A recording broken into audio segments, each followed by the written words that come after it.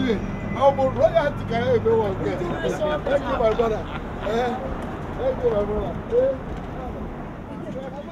going to give this microphone to the chief launcher of this event, a man who's passionate about this. It's my pleasure to hand this microphone to Pastor Eric Ababoro.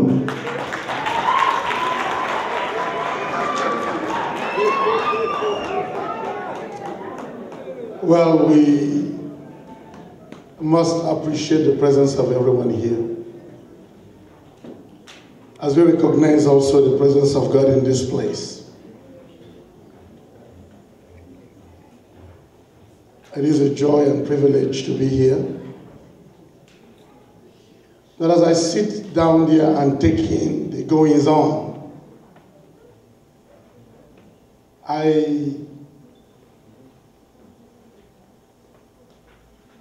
I come down with a burden that the class,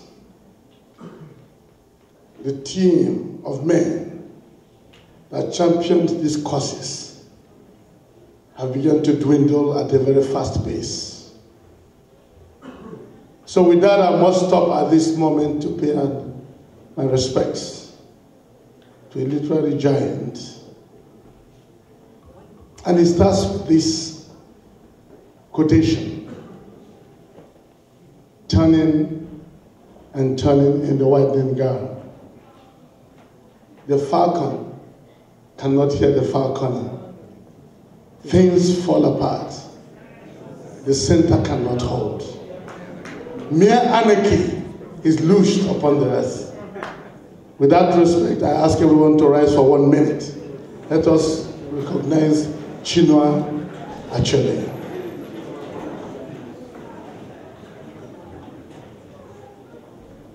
May the soul of Chinua Achebe and the soul of all those departed rest in peace. Amen. Shall we sit down?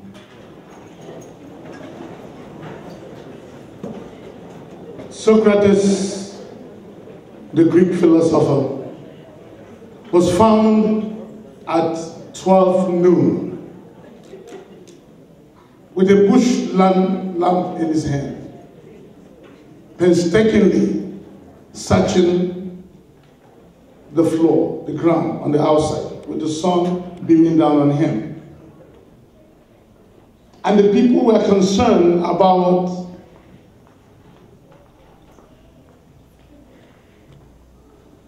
his sanity.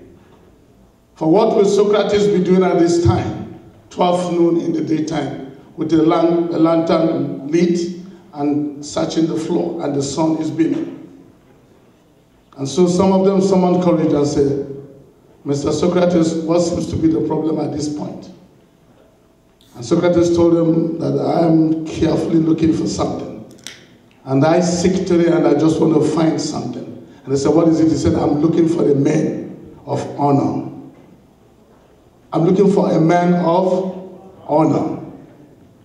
Men of honor are not produced by the sciences of this day and the machineries and equipments of war. They are men that have been produced by their circumstances. Men that have taken the extra journey to appreciate their environment and to do something about it. Men that have been strong for the weak. Men that have been the mouthpiece for those that cannot speak. Men that have continued to carry on the legacies of the past, knowing that a people that have no past cannot have a future. Knowing that our future is embedded in our past. And for a people like us that come from the Igbo culture, when we talk about Anioma, and of course you know the entrance of the Igbo world is from Ibozo. When you come into Ibozo, you begin to approach the Igbo world. We call it the Igbo world because it's a world of its own. We come from Nigeria, but Igbo world is a world of its own. We come from a culture where the people respect certain standards and certain things, and because they honor those things, they derive their existence, their recognition their growth and able to attain their potentialities based on recognition that their strength is built in the strength of the entire community. We rise and fall as a community. We are not lone stars. We work as a team. We survive as a team. And we fail as a team. And I guess that's why we are still here as a nation today. So when he was talking about the current generation, the modern people, especially the children we're having in diaspora,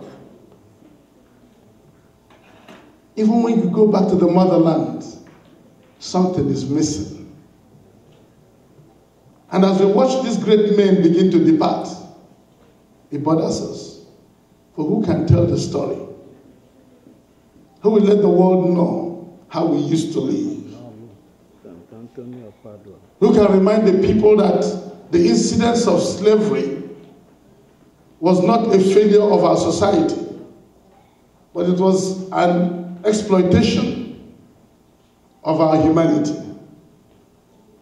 There's a case where we are a people that accept the unknown and the foreigners and make them feel welcome in our midst.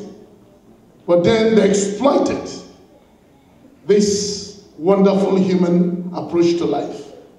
And so it became a dent in our history. Who can tell those stories?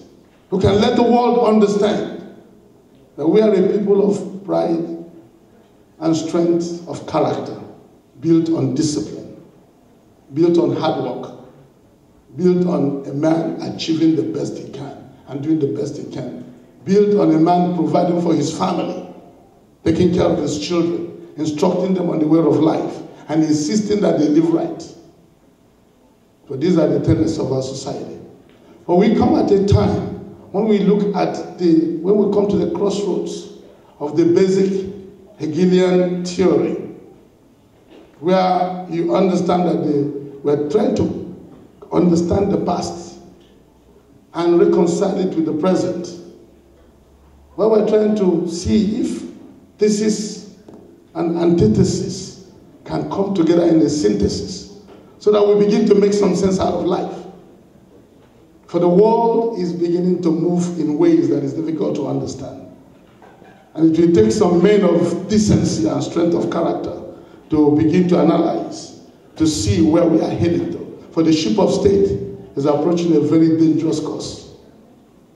So this book, Adata, comes in to be a warning that however the world thinks that science has developed, machines have come, atomic bomb and all that, the greatest wars are still fought not on the battlefields, but in the hearts and minds of men and women. So as we support what is being done here today, we are giving vent to the idea that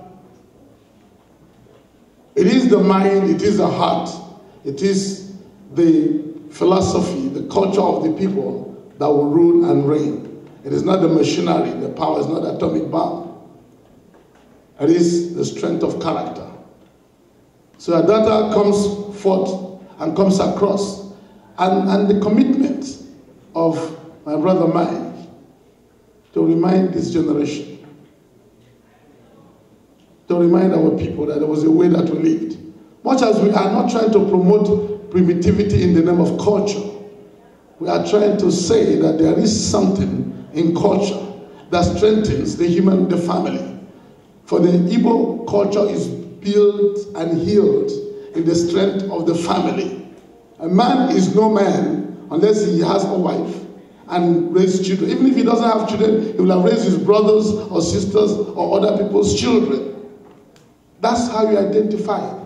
A woman is not a woman until she has stood in the place of a mother. Even if she had none of her own, she would have taken that of other people and raised them and called them her own. And so that's how then a village can raise a child, not a child being a threat to the entire village. And that's how that saying came. It didn't come from here, it came from there. It was imported over here. And so we must recover our strength and remain strong in those positions. So having said all of that, it is important for us to then realize that we must support causes, things, avenues that will project the positive ideas and the positive desires that we seek. And the tragedy of Adata comes across as one of those. So this evening,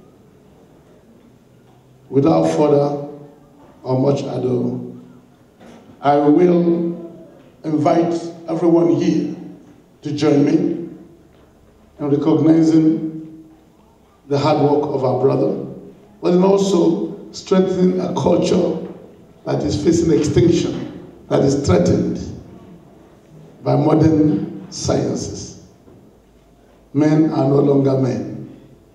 In fact, men are now proud to be women. And are beginning to dress like women, act like women, talk like women, conduct like women. And women are now trying to be men by all means, and are marrying other women, and men are marrying men. Something is wrong with that. So without trying to create a political furor here, there are certain things that are very unknown to our culture, and we will never get used to it. I will support this book. I'll buy one of these books with $5,000.